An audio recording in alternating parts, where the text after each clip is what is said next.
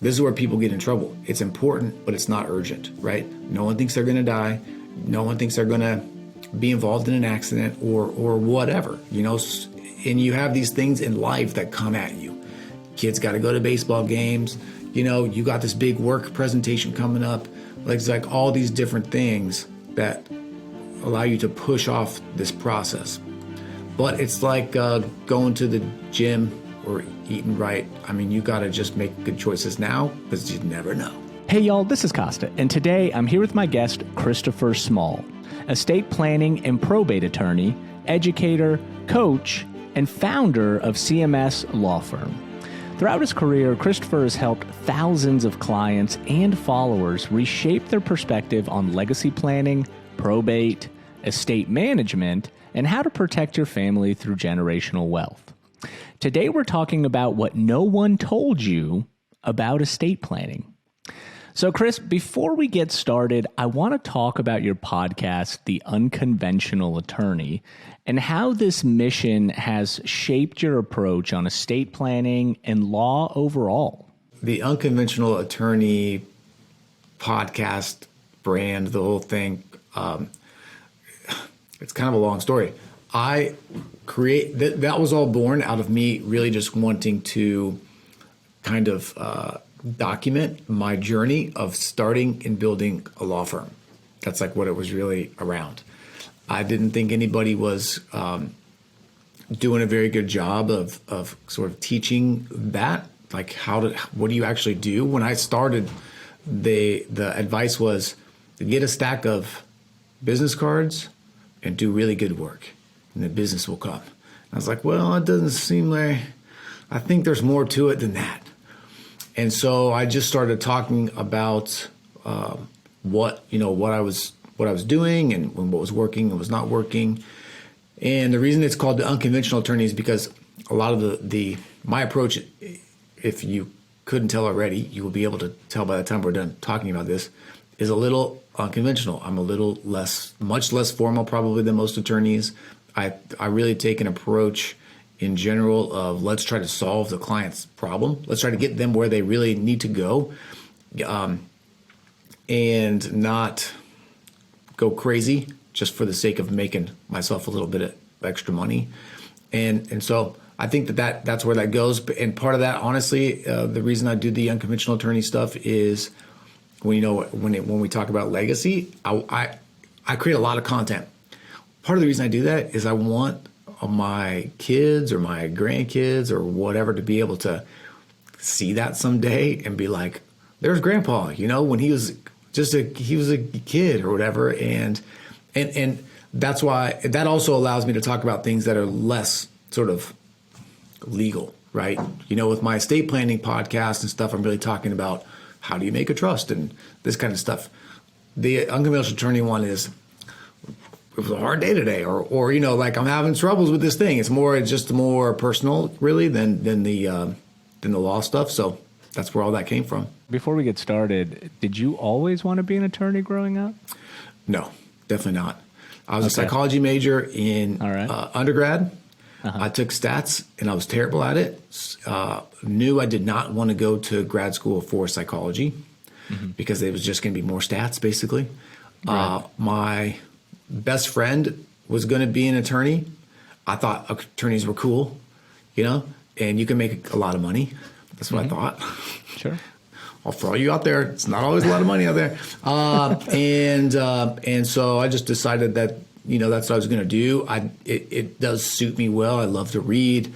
I love to solve problems. So, but I did not know until maybe my junior year of college is when I decided I was going to go to law school.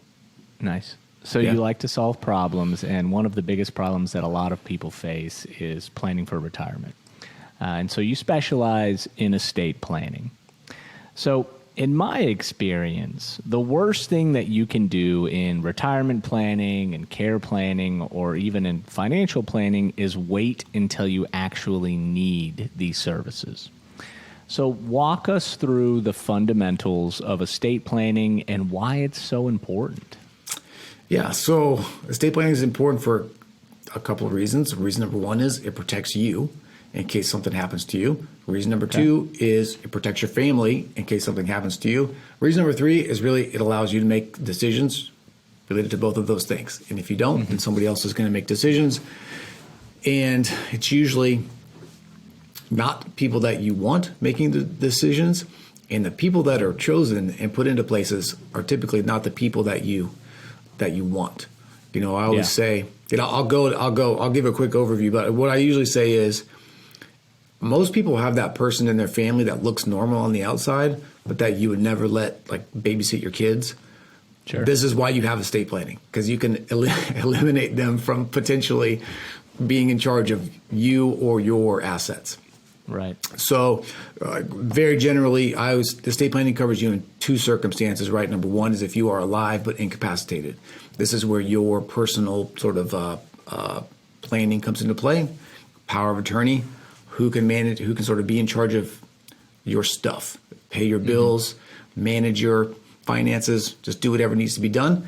They have a fiduciary duty to act on your behalf and in your best interests. So it's not just carte blanche. They can do whatever they want. Sure. But if you don't have that person, you have to go to court and you have to get someone sort of appointed to that position. And in the time between when something happens to you and when that appointment happens can be a significant amount of time, and your family can be without assets, right? Yeah. I've had people call me and say, my husband was in a car accident. We have separate bank accounts. I need some money. What am I supposed to do? And I have to tell them, it's going to be tricky, right? Is that the probate thing that you were talking about earlier before we got started? Or how does probate work then? Yeah, so probate, super high level, is the process of transferring your assets to someone else after you die. Okay, so that's different than what we're discussing with somebody being alive and incapacitated. That's right. What we're talking about right now is so power of attorney, medical power of attorney, they cover you while you are alive. Okay. So when you die, those two things, they go away. And then the will or trust, if you have something like that, that steps in to sort of provide authority to who's in charge of sort of acting on behalf of your estate after you're gone. But as you're doing this estate planning, you're talking about who's going to be the medical power of attorney, who's going to be the financial power of attorney, right? That's right. Like those are key facets in every single estate planning role. If you have kids that are under 18, we talk about minor power of attorney and minor medical power of attorney. If you're married, or if you and your partner, both parents are in a car accident, who's in charge? Who can sign a field trip slip? Who can take them to the dentist? Who's just allowed to watch them? You don't think about these things, and if you don't have the right paperwork, again, it just causes a bunch of problems. And these things are easy to put together. We're about to talk about a pretty alarming statistic, but I am curious before we start on it. Do you know about, in terms of Americans, like the percentage of Americans that actually have a will, trust, estate planning? I haven't looked at it recently. I think it's under 50% though. I would say it's because people think, I need to have a lot of assets to do anything. They don't understand the power of attorney and the medical power of attorney.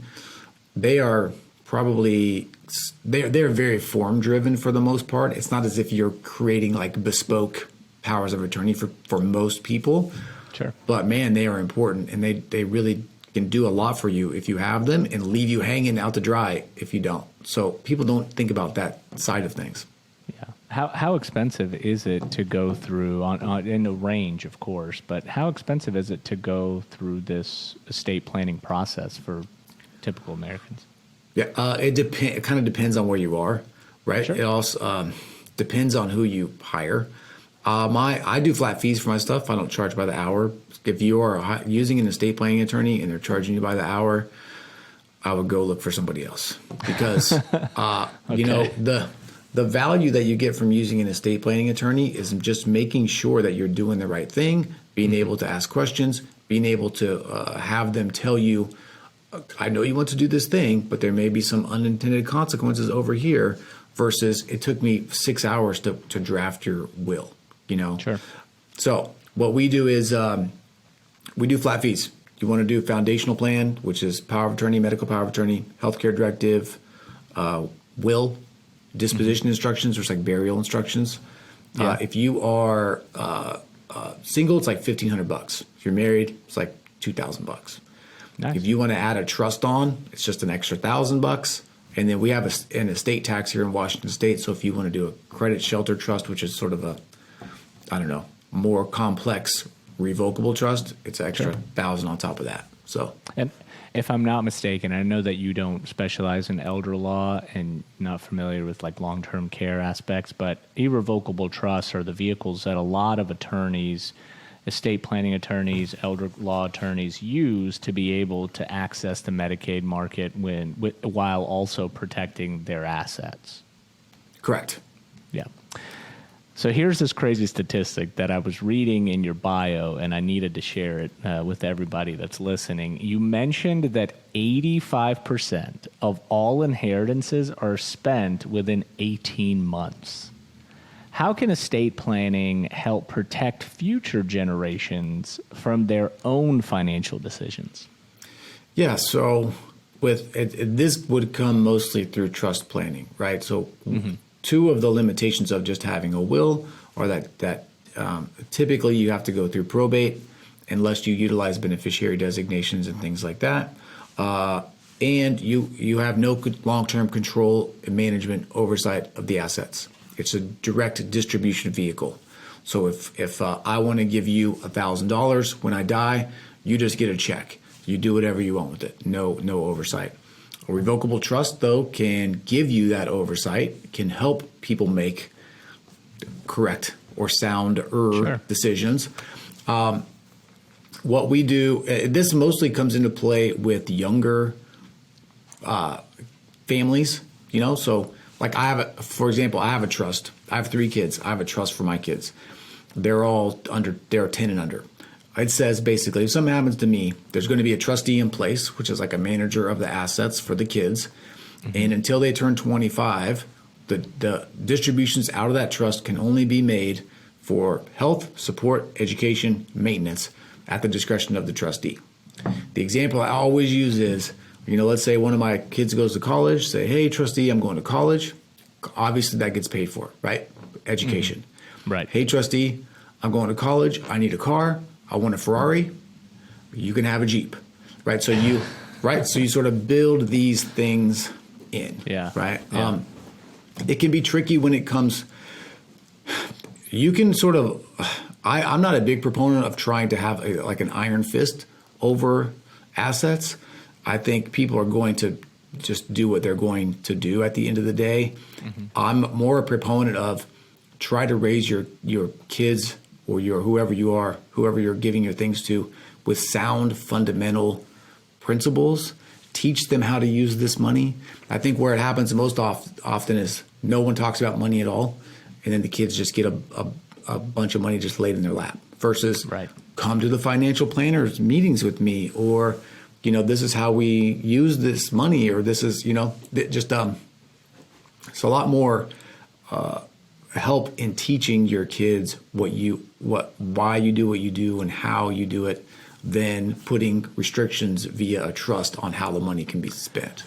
Well, and also, when you're older in age and you've got adult children, I think, people sometimes don't think that they may need a trust because their kids are safe and sound, in their older years, full-time jobs, have their own families, what have you. But I think that the same exact thing that you're describing for young children can also apply for older kids as well. Like have them be a part of the process, and also, just because you have bad habits when you're 18 years old doesn't mean that those bad habits aren't transferable to when you're 45, right? For sure. Yeah, you can. You're right. When it comes to how restrictive you want to be, it's really personal preference. What I try not to impose my own personal beliefs on what people want to do. I always tell people, look, it's not my family, it's not my money. If you ask me, I will give you some ideas. When you tell me what you want to do, though, some people don't care. They don't care. They just want the money to go. That's fine. I tell them, perfect. I can do that for you. Some people want to know, hey, we want this to last for a long time. I say, okay, I can tell you how to do that as well. So that's kind of how I operate. Let's talk about the concept of legacy. How do you help families and business owners incorporate their values and traditions into the estate planning process? So I probably do it less than I would like. The hard part is everybody says that they want to do that until it's time to do that. Sure. Right. So it's like if you really want to have legacy, if you want to build legacy, you have to incorporate traditions into your family. You need to teach them about money. Like you're not going to be able to create legacy, quotation marks, with the trust. Like, like you look at these dynastic families like the Kennedys, things like that. If you read their biographies, like they were brought up a very specific way from birth all the way through. And those traditions and that family philosophy and those values, they were ingrained and they continue to build today, right? You have a board of... yeah. Well, and so what you're saying is you can't just use estate planning or build or, putting details into a trust to be the only way to build like fundamental traditions and also to set the expectations of what you want, your children to do as if you're not there anymore, right? So it has to happen more internally within the family, not necessarily in the estate planning process. Yeah. What I like to use estate planning for is like, look, with this trust, when you're gone, the assets in the trust will have high asset protection, right? They'll be protected from divorce, from bankruptcy, from, bad choices. Sure. That's really what, in my mind, estate planning is for. The education, how those assets are used, really has to come outside of the plan, for it to be effective. Yeah. Let's talk about technology. How is technology, AI, and programs like ChatGPT changing the landscape of estate planning? And can the everyday American utilize these resources to help solidify their end-of-life wishes? So I think it's too early to tell right now. I think the problem, because I've experimented with this and I've tested it out. Right now, for like ChatGPT to give you answers, you have to prompt them, right? So the biggest limitation is if you don't put the right information in, or if you don't ask the right question, you're not going to get the right answer, right? So that's the biggest limitation.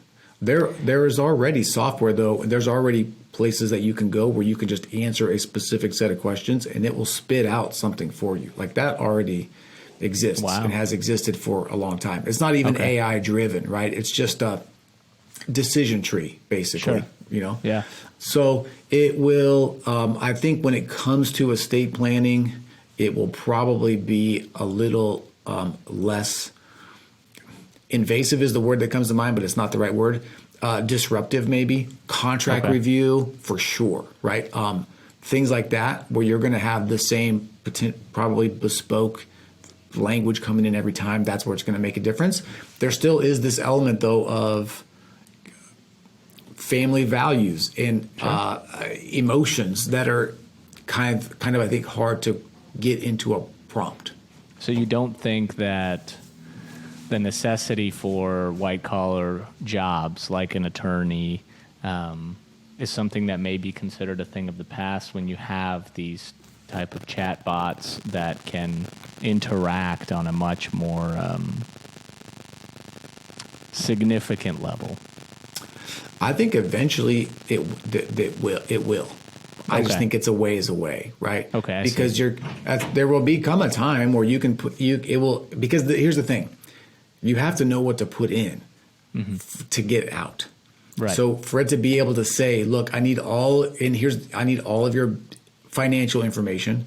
Sure. I need to know about your family. Yeah. But not just you have 2 kids. You need to know that Susie's bad at money. That Rick has a little coke problem that he's dealing with from time to time.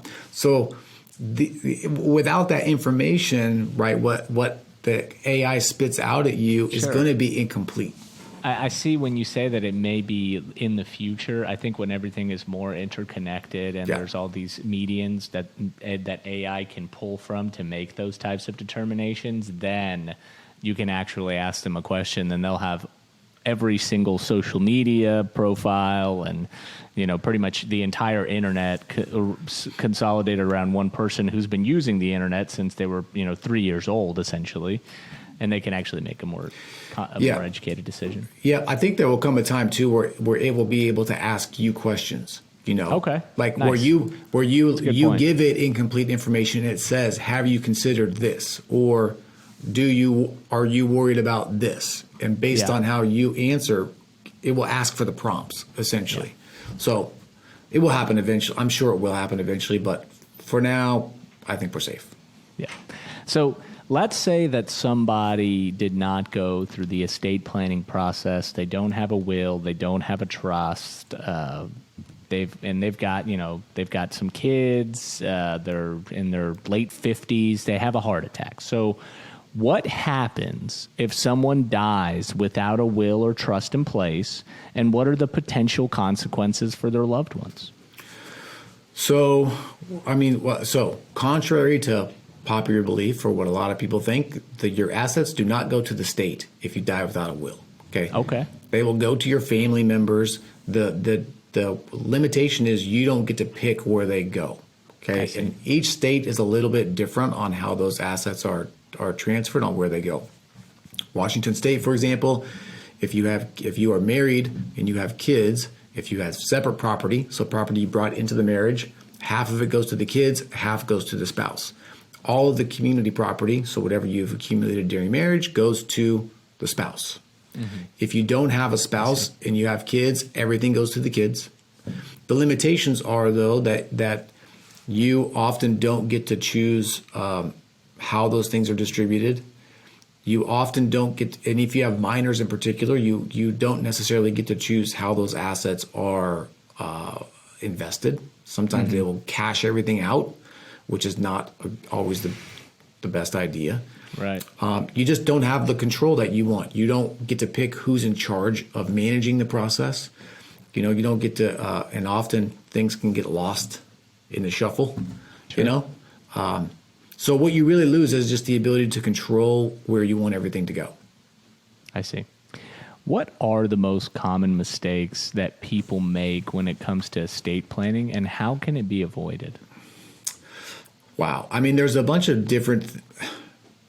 I don't know that there are common mistakes necessarily. There are just a bunch of little tiny things that people don't do.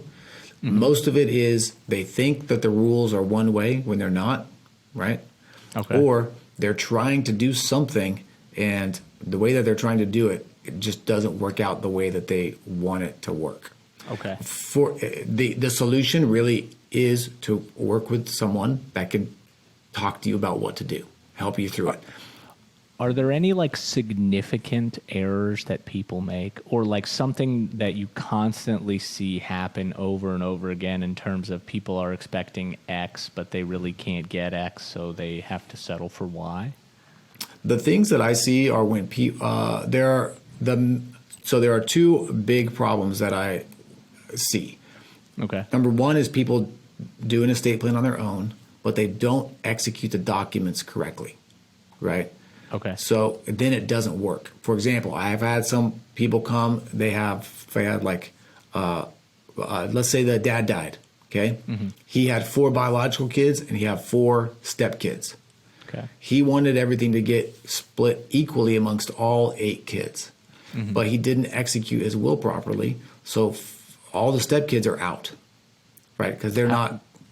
When you say execute the will, do you mean filing the will with the state? Just signing it properly, having it witnessed properly. Okay, I see.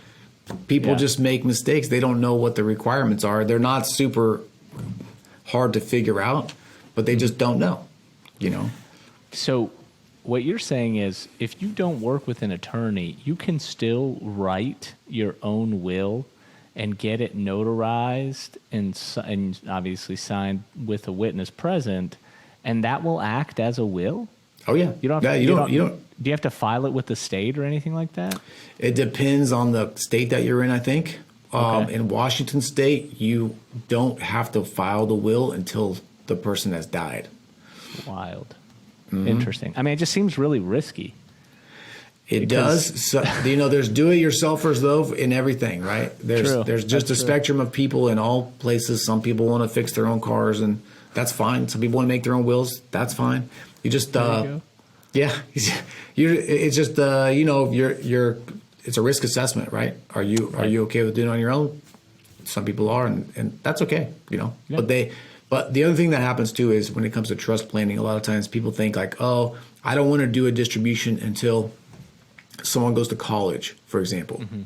You're like, well, anybody can go to college and just party their way through it and get D's. And so sometimes it's like, think about what you really want them to do. The money as a motivator is often not the best way to approach that. I agree. Yeah. So we always like to end the show with a call to action. For our listeners who are just starting to think about estate planning, what are some actionable steps they can take right now to begin the process? Okay, so this is it's going to sound self-serving, but it's actually not, because if you're not in Washington State, I can't help you because I'm not licensed anywhere else. Nice. I have a YouTube channel, so if you go to YouTube and search CMS Law Firm, my YouTube channel will come up. I have hundreds and hundreds of videos that are up there. Some of them are super short, only a minute long. Most the longer ones are only like 5 or 6 minutes long. But I sort of cherry pick almost everything that you could ever think about when it comes to estate planning. I sort of go through what the process looks like, what these different documents do.